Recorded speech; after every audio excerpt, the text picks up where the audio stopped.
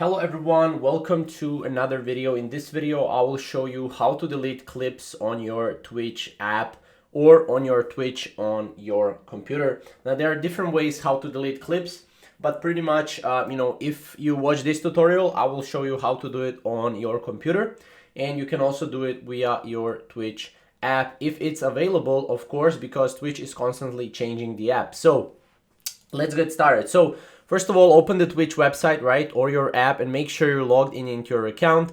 Then you just go to your profile, right, whatever your profile is. This can change depending on, which year you're watching this.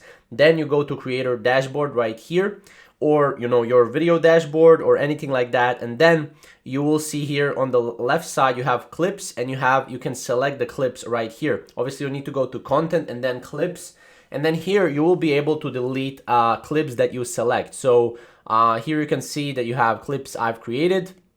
And then I can pretty much select a clip and I can click delete selected. Now this will delete clips on my Twitch app, and this will delete any clips I have. As you can see, you just need to select the clip, right? It's pretty much similar as on YouTube, right? Or YouTube Studio.